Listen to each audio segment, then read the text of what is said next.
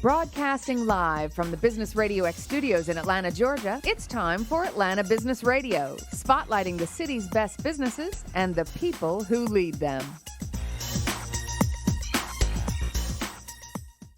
Good morning. This is Sandra Touré, and welcome back to another episode of the Women in Technology series here at Business Atlanta Studios. I am joined with three beautiful, amazing ladies that are doing amazing things here in Atlanta. I'm here with Penny Collins, Nancy Cox, and Stefanie Jewett. How are you guys doing today? So good. Fantastic. Yeah. All right. So Penny, I want to start off with you. We just closed off, or I should say you just closed off a big, huge event here. And I want to know a little bit about how that went. Absolutely. So you were right. On June 20th, we had our big WIT Connect event, which is one of our biggest fundraisers we have for the year. And it's an opportunity for us as WIT to showcase what we do. We gave out over $182,000 in scholarships to college girls and to a couple of high school girls. And we raised total over $330,000 for the whole WIT Connect event as a whole. And it's so wonderful to see how generous our sponsors are and how much they give back to helping us continue our mission, which is to get as many women in leadership positions within the STEAM community. But more importantly is how do we attract that young talent and educate them on what technology is about. So the money that we've raised, it enables us to continue with our programs as well as launch new, more creative programs to look at more about how we continue to serve. It was definitely an incredible outcome, just listening to the girls and their stories and how appreciative they are of women in technology and all that you guys do for them and how it's somewhat of a sisterhood. That's what everyone kept saying, sisterhood, sisterhood. Absolutely. And we had, this was incredible. It's the most we've ever had at the event. We had 864 leaders in technology that attended the event. And the one thing I kept hearing as a common theme for all those that spoke, especially if you remember Angel, who was one of our scholarship winners and now is interning at Fiserv, her father spoke. And the one thing he talked about is women in technology is not just an organization, it's a movement. Yeah. And so that has become kind of our theme that we've adopted because it was actually that. It's a sisterhood where it takes a village between men, women, very diverse diverse people that actually come together to try to make this happen. So it was a magical night. And really as you know, we're getting ready for our next big event, which is November the 14th. This will be held, it's our Women of the Year event, where we celebrate incredible women who are technology leaders, who have given back to the community. And we do that by letting the community nominate who they believe are those women leaders that we should celebrate. Yeah. And so November 14th at the Georgia Aquarium is our night to celebrate the wonderful things that some of these women have done in our community. I actually got the chance to speak to the Women of the Year from last year. Yes. And she just told me that it was an amazing event and she was so happy to be a part of it and to be elected to be the Woman of the Year. So I would definitely love to attend this one coming up. We can't do it without you guys. So we want to continue to be partners with you all at that. Thank you. So I would like to switch it off to you, Nancy Cox. Tell me a little bit about you. So I am a board member of WIT, and I've been involved with WIT for the last 2 years. Closer. And I have a long career in technology, so as in engineering and then into management and CIO and CTO roles. Most recently left Greenlight to pursue my own a startup here in Atlanta, Greenlight, to really go out on my own and help people like Stefanie to my left, women entrepreneurs that need a boost, need some help. I call it the Good Old Girls Network. How do we kick in and help women get going and fill in the gaps they have and give them advice or money or whatever it takes to help them be successful. Women helping women. I'm all about that. And I think that's what Women in Technology is all about. So it's awesome that you guys can all come together and work together. But tell me a little bit about how you switched off into this new company and how you're helping women. So I've been wanting to do this for a very, very long time. And I got involved with WIT, of course, and the ATDC. When I was with WorldPay, we started the FinTech program at the ATDC. And I think it was that period of time for those 3 years that we had that program, I thought, these are my people. Startups, the innovators, the people that throw it all on the line to do something and make something happen. And I just at that moment thought, this is what I want to do next. Yeah. So I got a chance to work at Greenlight with the co-founders. A good friend of mine, Tim Sheehan, is the founder of Greenlight. Spent a couple years there helping him out and helping it scale. It is well on its way. It's an amazingly successful company. But as I was doing that, I thought, what I want to do, though, is really focus my time and energy on helping women entrepreneurs. And that's awesome. Yep. So I want to know a little bit more about how your position was in the FinTech program and at ATDC, and how it opened up the doors for you to start working with the women that you work with today, if that makes sense. Yeah. So when I was at WorldPay, I was the CTO at WorldPay, and we were really thinking through how do we establish ourselves in sort of the startup or innovator community here in Atlanta. And one way to do that was to invest in the startup community, including ATDC seemed like a great place to start. They gave us a lot of insight into what it would take to be a good partner of startups. In this case, it was payments. So how do I become a preferred payment platform for startups? What do we have to do as a big company in big scale, adapt and adjust to the needs of a startup? So it was a great kind of a customer discovery, effort on our part. Learned a lot, made a lot of good business connections, and I think started. I wouldn't say we were the first, but really one of a wave of corporate involvement in startups in the startup community. So now we have, of course, the Engage Venture Capital, and the accelerator that's at the ATDC that's funded by a bunch of big name corporations in Atlanta, and it's really that collaboration of how do big companies support and feed and give oxygen to the startups. So why is it important for startup companies to have such a platform like yours to begin and start off on? Well, Stefanie can talk about what startups need, but they need a lot, right? Yeah. They need money, they need advice, they need customers, they need feedback, they need everything. And a lot of us seasoned veterans in corporations have a lot of answers to those questions, which is, can I be your customer? Well, here's what you would need to do to be, as a provider to me, right? What does it take to run a business? What does it take to find investors? What does it take to build a team and execute my business plan and my business model? All the things that maybe, as Penny knows, as a seasoned, executive, you start to take for granted that after 20 years of hard work, how to do these things fairly easily. But startups need that help, right? That we take for granted. So is it somewhat of like a schooling type thing where you're teaching them the ins and outs of how to really start up their business and be successful? Somewhat, and just sharing your knowledge and your energy and help and answer questions and do whatever they need. At the end of the day, though, and Stephanie can talk about this, they're in charge. It's their businesses. They're the CEOs. It's like, how can we help them be successful? Yeah.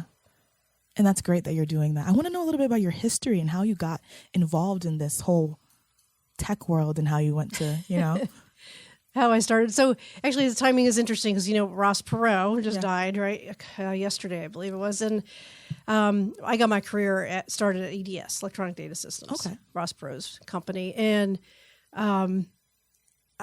all of us that are alumni of EDS think of it as kind of a magical place. Jen Benet was an EDS alum. And we were a systems engineering army, I would call it. Got fantastic education, but a wide open set of opportunities to work on all kinds of fascinating projects. I worked at NASA, for example, or Air Force combat ammunition systems. I worked in healthcare. I launched a hospice and CHIP programs for the state of Indiana.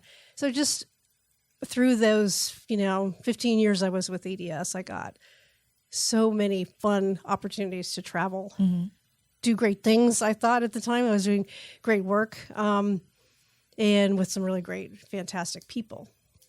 Eventually, though, I moved into leadership, right? So I could have a little more influence and in other opportunities, and really sort of went from there.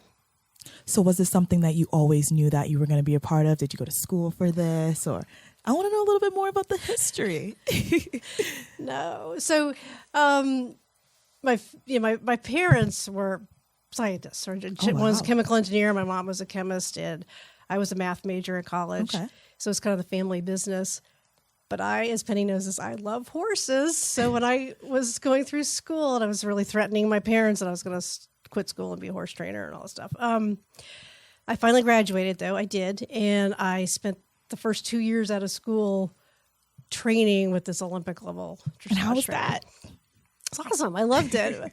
However, with absolutely zero money and nothing but, my skill keeping me alive was, I think, a moment where I thought, man, this is really hard. I mean, there's no guarantee that if I get hurt or something, I don't know. There's a moment where I thought, I'm not sure I want this to be my business. Yeah. And I made my parents extremely happy and started job hunting and got my job with EDS. Right. So luckily, Electronic Data Systems at the time would hire people like me, college grads with math or physics or whatever degrees who are completely useless, and make us into something useful through their training program. And I just lucked into it and then loved it. I loved what I could do. I think it's Tech Square Labs has that motto of, build something from nothing. All you need is your brain and a laptop. And it's so true. Yeah. I was like, this is so cool. I can make all kinds of stuff, make people happy and my customers. And just, I don't know. I was so glad I lucked into that and enjoyed the process of building something from nothing. Yeah. So I want to bring it back to today. Okay. And I know you're working on some projects. I want to know a little bit more about that. So my main projects now are nothing but advisory work for startups. Yeah. So Stephanie will talk about hers. I help her. I'm just thrilled with what Stephanie's been doing in her company, and there I have a roster of others we could talk about, but I'll save that for another day.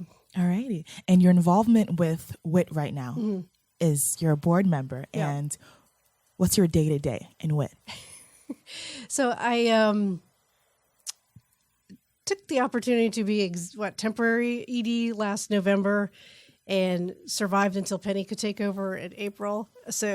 And learned a lot about WIT. I did that on purpose, which was I wanted to be more intimately familiar with how WIT worked, what we do. I feel a tremendous passion and obligation to have WIT be successful. So I took on that temporary role for the board. But my day-to-day is not that much now that I've been able to pull away and just help Penny, or in this case, the forum that is sort of in my wheelhouse, and helping that take shape and get put on. What's your favorite part about being a part of the WIT community? Is seeing women jump into the STEM career fields or STEAM career fields and be successful. I just, and then the gratification of hearing that echoed back with the scholarship award winners, et cetera, when they go from there. Yeah. And watching women through their transition in their careers over time is just really satisfying. And also having mentors like you and Penny, and having all that knowledge and just being a foundation and being a backbone for them is incredible. So I really appreciate all that you guys are doing for WIT. It's amazing. Well, I said this last time, I'll say it again. It's like those career fields are almost a guaranteed opportunity to be financially independent. And for me, it was really important to continue to tell women, you can be financially independent. You can take control of your life. You can do whatever you want. You can have incredible opportunities. Jump in. This is a great way to do that. And so that is my endless soapbox about, come on, do STEAM. It's fun. Yeah. Yeah. Well, thank you so much for telling me a little bit more about what you do for WIT. And I'll definitely come back to you and ask you a little bit more questions when they come to me. Okay. So Stefanie Jewett. Hey, y'all. Am I saying your last name right? Yeah. Yep. Jewett. Okay. Tell me a little bit more about yourself. So my name is Stefanie Jewett. I am the founder and CEO of Activvely mobile app. That is Activvely spelled with 2 V's. And Activvely spelled with 2 V's is Tinder for platonic fitness buddies. So if you need somebody to go hiking, biking, do yoga, you're traveling to Atlanta on business, and you're tired of sitting at the hotel room or hotel bar as it may be, you want to hit the Beltline, but you don't know the city and you don't want to go alone, you can download the app Activvely and find people near you. You set the gender if that's important, the age range of your potential partner, and the distance from you. That's so interesting. So it's somewhat of a, let's say, dating site something like that? Emphasis on the platonic, but definitely Platonic. Tinder-esque in the matching portion of it, but Okay. very platonic unless you don't want it to be, and then you're 18 and over, you're adults who make adult choices, Yeah. and that's on you, but ideally it is platonic. And I quote that your main goal was to come and remove the stigma from on dating swipe sites, right? Absolutely. And you wanted to make it more platonic, as you're saying. Yeah, absolutely. I think it's kind of crazy that there's still, when I talk about Activvely to people and describe it, right now on your phone you can find a date, love, a soulmate, even someone to have sex with right now from your phone, but it's still that difficult to find a cool girl to go on a bike ride with. Yeah. Or to go horseback riding or whatever, someone who has your interest and is free when you're free. But Activvely is changing that by really making it accessible to find platonic friends. Because Right. as adults, once you're out of college, it's really hard to make new friends and find people who share your interest. I wish I knew about this app a year ago when I moved to Atlanta when I didn't know anyone. Atlanta's a tough city to get plugged Yeah. into. Atlanta is everybody. I'm from Miami, but I'm not from the South.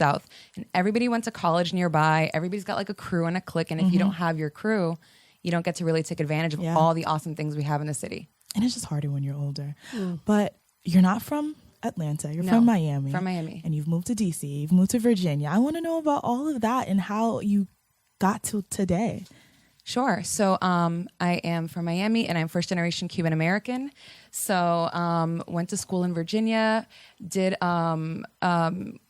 broadcast journalism background, tried my hand at politics in DC, worked on the Hill for a few Congress people and organizations, and then ended up at CNN as an intern, plucky intern, and I was determined they were going to hire me full time. So I put my car on a hitch, drove down to Atlanta sight unseen, and ended up actually working my way into being a producer at CNN, both here in Atlanta. And then later, they asked me to relocate to DC to relaunch Crossfire with Van Jones and Newt Gingrich and a few other political folks. And it was during my time in DC and the relocation, I'm always the friendly kid who knows like the social activities calendar. And it was really difficult. Now with my show hours, you get out 7:30 or 8. Yeah. You have to prep for the next day. It's politics. You're doing a lot of research on your guest and on what you're talking about. Now it's 9:30 or 10 p.m. at night and no one wants to go to the gym after work at that time. Yeah. Everyone's already done happy hour at home. They're in bed. Some may be hungover from said happy hour in bed, but nobody's going to the gym with you. Yeah. So that's So- really what led me to create Activvely. I was just going to ask that. Yeah. Full circle. Yeah, full circle. But you touched base on a lot of things. I want to go more into detail about your stay in Virginia and DC and how you came about that job. What was your purpose of being in DC and Virginia, moving from Miami to there? What brought you there? Sorry. I went to college in Virginia at Liberty. Oh, awesome. And then it was really close to DC, and I really wanted to try my hand at broadcast journalism. And those are really competitive jobs, much like The Hill. So I took a stab at The Hill, and I interned for Ileana Ros-Lehtinen. She is a Cuban congressman from Miami. And quickly realized that is a special form of life. And once you're in it, Yeah. like the political world. And before I really went that route for good, I was like, let me just try broadcast journalism one more time. And I mean, I applied over 100 and something jobs, internships, anywhere in the country who would give me a chance. And CNN was like, come on, little intern. Wow. And it was because I was actually an older intern. They were like, you've done all these things in the Hill. You have knowledge and experience. Come to Atlanta. And it was in 2010. It was in the middle of a giant blizzard by myself, U-Haul, hitch. Yeah. Yeah. And it should have taken me 10 hours to get from DC to Atlanta with the blizzard that hit the entire East Coast. It took me 20 hours by myself. And I was like, I'm turning back on the phone to my mom in Spanish. I'm out of here. She's like, just drive slow. I'm with you. Yeah. So you applied to hundreds of jobs and internships, Yep. and of all the local stations and all these other places you could have worked, you got CNN to hire you. So that's a sign that you were doing Yes. something right. And for Atlanta, because I had never been to Atlanta. And to your point, when I first got here, I was so lonely. I didn't know a soul. And I remember every day I'd leave CNN, driving in the car, Bluetooth with my mom, and being dramatic because I'm Hispanic. Like, I hate this place. And like crying. She's like, are you done crying? Now talk to me like a human being. Yeah. And it was once I found like a crew, like once the second that I had a few friends at CNN that you could go to like Dogwood Festival and anything that Candler Park Fest or anything, you're like, Atlanta is the greatest city alive. Yeah. We've always got something fun. People are so friendly, but if you don't even have a crew, It's hard to it's just like when get you try out. to get a job, if you don't have a job, it's that much harder. But once you have an employment, then everybody wants to hire you. Right. Same with friends in Atlanta. It's like the universe knows that Yes. it's time. So you're a Spanish-speaking woman, Yes. and your background is Cuban, right? Sí, soy cubana. Oh, awesome. So tell me how that was trying to go into the journalism world. I would say different, and you certainly bring a different perspective and a viewpoint Yeah. on, cultural ongoings in the news. CNN was really, really good in a time before Trump when we were able to cover a lot more, right? When the news cycle wasn't more singular the way that it is now. They were really cool about letting us bring a lot of diverse topics to the table. So that was really fun, and I really got to be myself. You could pitch everything from what's going on in South America or Africa all the way to Justin Bieber and Miley Cyrus. Like, it was just It's diverse. what a little bit time to more be alive. interesting. Yeah, it was a little different. Yeah. So you also worked at the National Republican Senatorial Committee and the Lions of Save Energy. The Alliance Save Energy, yep. Yeah. So tell me about that.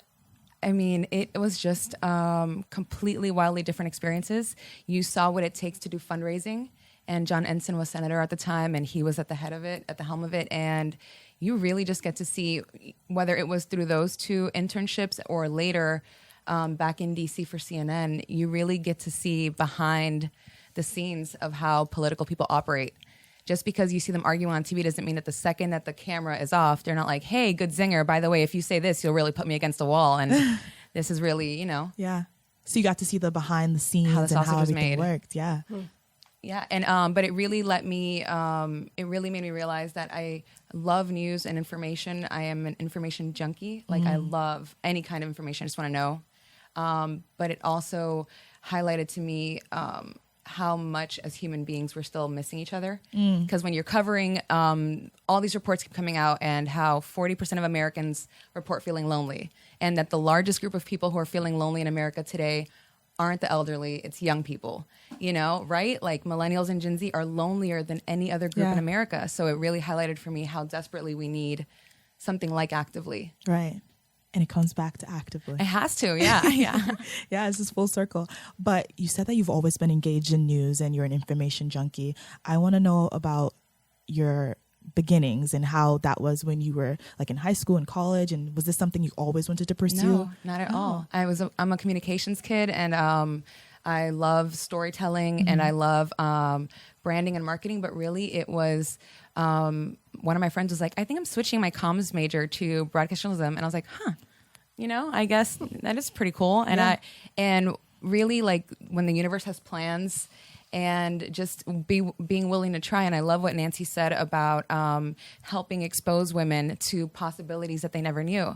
I didn't ever consider myself, first, I was not looking to be a journalist, and certainly not looking to be an entrepreneur. And you're willing to try and put yourself out there. And when you're open to new experiences, you're like, I do like this. I love this, as a matter of fact. So on all counts, and how many women have had the chance, I would have never thought I'd be in the technology space. Yeah. Just from journalism to tech. Yeah, absolutely. Yeah. So tell me how you've got introduced to Nancy Cox and how that whole relationship began. Okay, I'm so excited to share this, not only because Nancy's just an incredible woman and human being, but also because when we talk about and we talk about and entrepreneurs and startups, and we talk about how do you really help women and how do you really move the needle on us in our careers and businesses. One of my advisors, Kim Seals, is a friend of both Nancy and mine, and she knows that I've been really building Activvely. She loves what I'm doing, and made it a point. She's like, you've got all these pieces in place, great branding, great marketing, the app is being built, you've got all these things. She's like, these are the areas you're weak in. Let me introduce you to someone who I think would be a great person for you to talk to and get advice. And she was so intentional. Kim Seals from the Jump Fund and Golden Seeds was so intentional about connecting us and making sure that as a female entrepreneur, that not only am I building an okay business, that I'm an investable business, a business that can scale. And she knows that it does take a village. And Nancy gave me great advice and helped really show me financial modeling. And then now that she's a part of the team, has made it her business to also help us find a CFO. Another woman who has worked at Fortune 500 fintech businesses. Yeah. And our senior software engineer who is extremely talented and has worked at WorldPay. And those are the significant ways that you can actually tactical, not just fluff.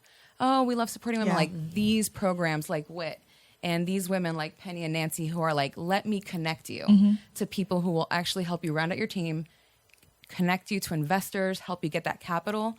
Like those are the real things that matter. Right. So I'm just grateful to be in the presence of such incredible women who are really, really committed And your to helping customers. us. I mean, the next step, we've talked about this, is, WIT has a great sponsor list. Could be customer lists for some of our startups. Some of them are also engaged companies. But yeah, making those connections and seeing how many would be willing to entertain a conversation with Activvely about a B2B relationship. And that is because of having this great team in place that we're really now able to not only do the B2C side, the users one-to-one, what we're expanding with the new release of the app that's coming up will be in the B2B space. So we'll white label the app to large enterprises so that if you are NCR with this beautiful gym that we all pass by on the highway, or your Home Depot who has this beautiful in-house gym, and you want your employees to hit those corporate wellness goals that you have for them and to use the amenities, you can use Activvely. And so your employees can get together, hold each other accountable, work out together, feel happy, healthy. And, obviously the goals would be less absenteeism, less turnover, and just everybody increase drive productivity. Up engagement. Like as executives, I'm sitting there going, well, shoot, of course, drive up engagement, and encourage cross-functional interaction, encourage skip-level interaction. So there's a pretty big win. All the journalist in me always knows, and this is like the space that I'm really in, and I deep dive. People when they're connected, even a social nudge is like the term that they've used in the studies. Even someone saying, "Hey, did you make it to the gym?" or "Will you be at the gym tomorrow?" Just that insinuation motivates people to actually get up and go to the gym and be healthy and feel good. So not only are we helping you physically feel better, but also if we're lonely, as the numbers show. So we're helping you feel good physically, emotionally, mentally, like all these things that we really, really care about, helping people connect in a large scale for enterprises as well. Yeah, and it's just building a community and just building a space for people to connect. Absolutely. Yeah. Yeah, and if they attach that to their company as their employer, as being the facilitator for that community and that engagement, right? That also helps It's a win-win. them. You're already offering your employees incredible things like gym memberships, in-house or externally.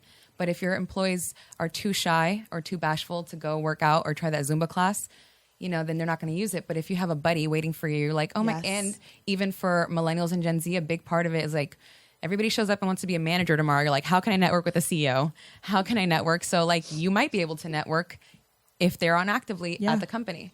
In a less intimidating space, right? Absolutely. So I think that's incredible. Walk me through the app and how it looks and how it works and when it's launching. I want to know so much more about it.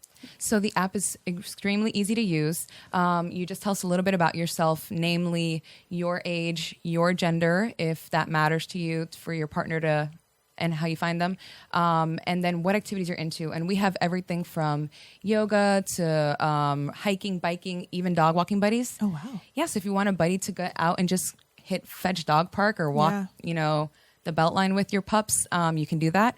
And then, so you tell us about you tell us a little bit about who your partner should be, if their gender matters, their age range and distance, and you start checking out matches. It's really, really easy. It's really cute. It's super fun to use. And and we also host an event series in Atlanta, Turntable Yoga. We have a partnership with Pond City Market. We've hosted it at Topgolf, and it's an opportunity that if you're a bit bashful to meet one-to-one, meet your new Activvely buddy at a Turntable Yoga event. No pressure. Right. It's really fun. We have a live DJ, and we partner with Core Power Yoga, the nation's largest yoga studio chain. So it's really fun. We call it a yoga party. Yeah. No pressure. I am a terrible yogi, so if you're not great, you can be with me and on the struggle bus. You can be right there with me. I guess having events like the yoga and stuff at the Top Golf, that's securing safety, right? Because Absolutely. I believe that will be another thing that someone would think about when wanting to do something like this is safety. So how do you guys instill safety into that app?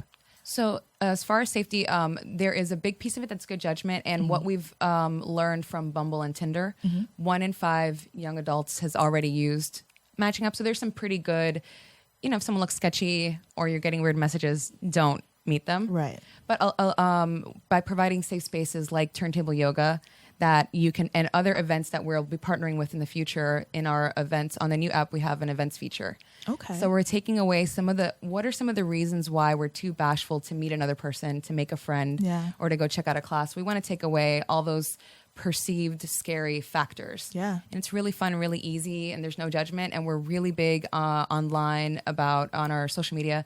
This is like a community about being kind, and whatever your fitness or friendship goals, like we're going to help you meet them. Yeah. But it's a really like inclusive, we're diverse. You should see yourself reflected at all of our events, and we really care about that. Similar to WIT's community, and how many Hispanic women I've had the chance to meet at the events, and really indicative of like who the people are in your community. Right. That just warms my heart.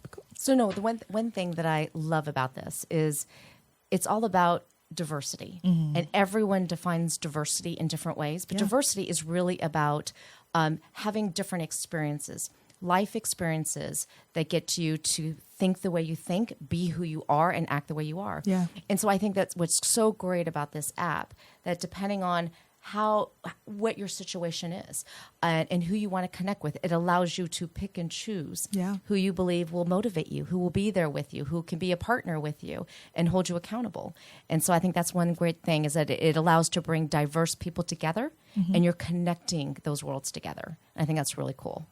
So I guess there's some sort of a psychology behind Absolutely. doing the research for creating this app. And as you said, what makes people scared to reach out to another person, what's their, inhibitions and stuff like that. So tell me what your research was going into this. So even if we really, fitness and health matters, but if I'm like the crux, the core, like from my soul, like what I care about is helping human beings connect with one another, find friendship, like having friendship, joy, happiness, a positive experience is everything that makes life worth living. Yeah. So we really dig into what makes people friends. Why are you friends with coworkers? Because you have common interests and repeated interactions.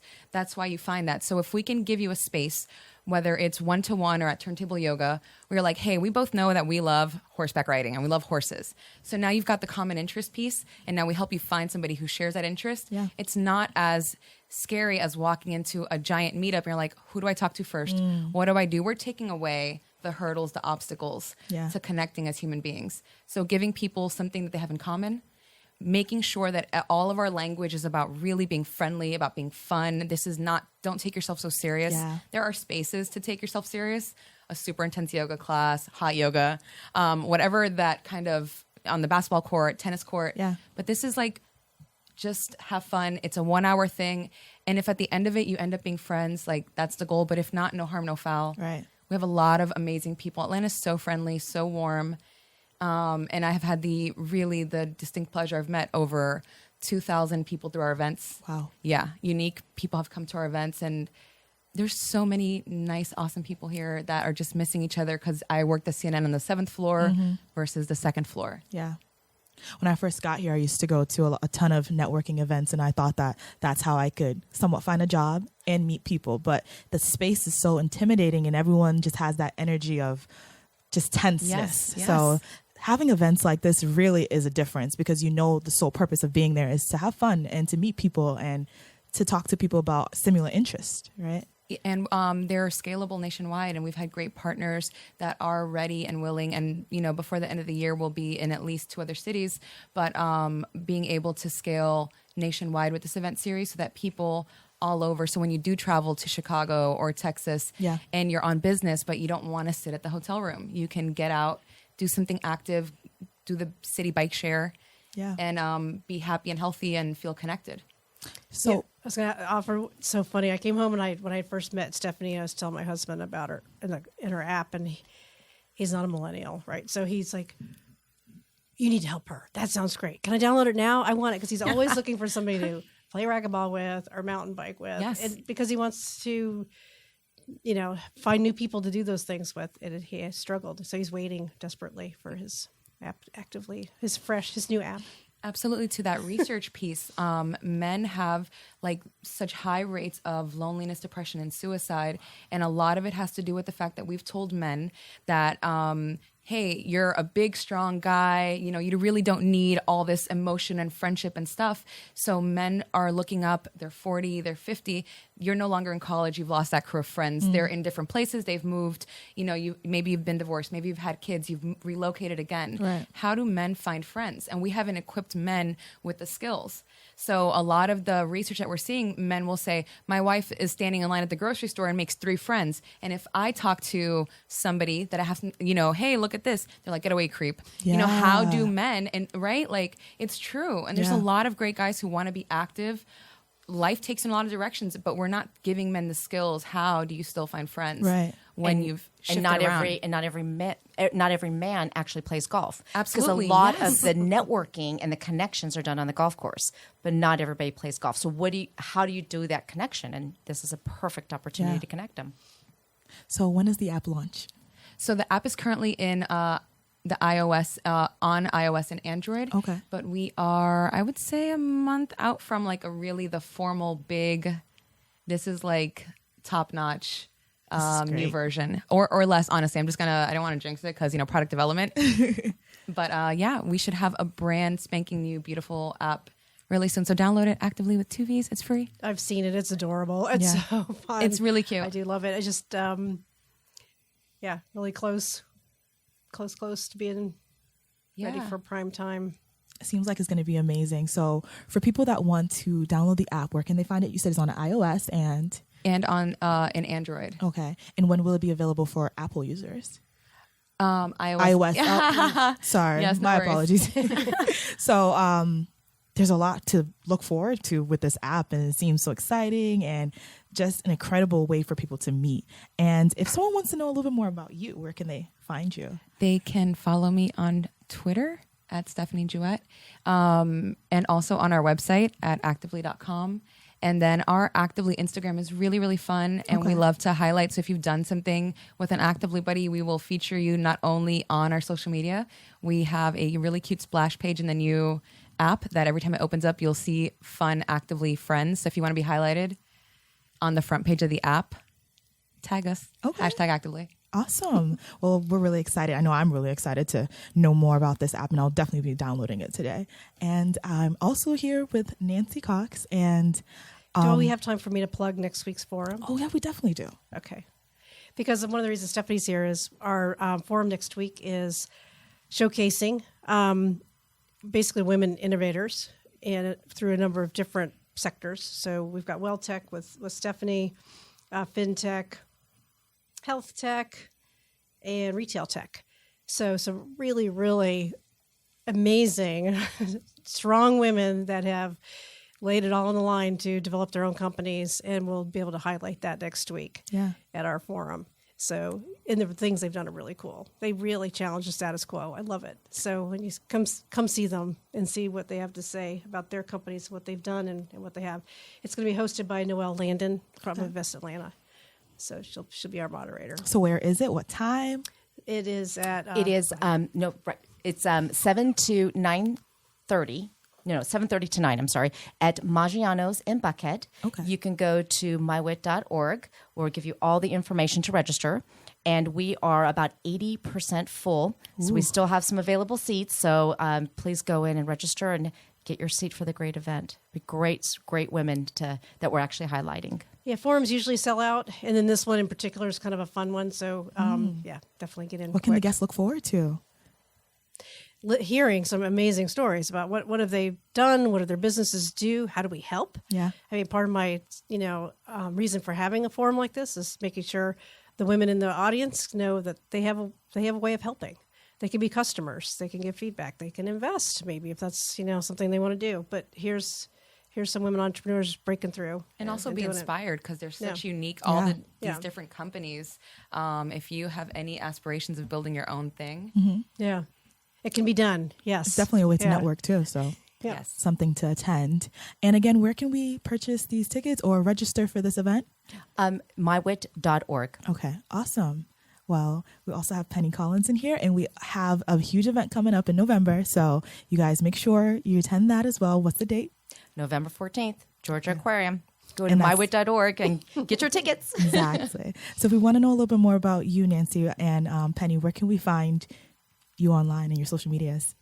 Well, certainly on LinkedIn. And my horse farm has a website, boxfordwood.com, if you want to know what I do on my spare time. But yeah, LinkedIn is probably the best way to see my background and connect. Awesome. And same with me, LinkedIn. I'm actively on LinkedIn, so please send me any messages or notes, and I look at it often. She does. I messaged her on there once. She does. All right, so that wraps up another episode of the Women in Technology series here at the Atlanta Business Radio X Station. This is Sanjay Toure, and thank you for listening.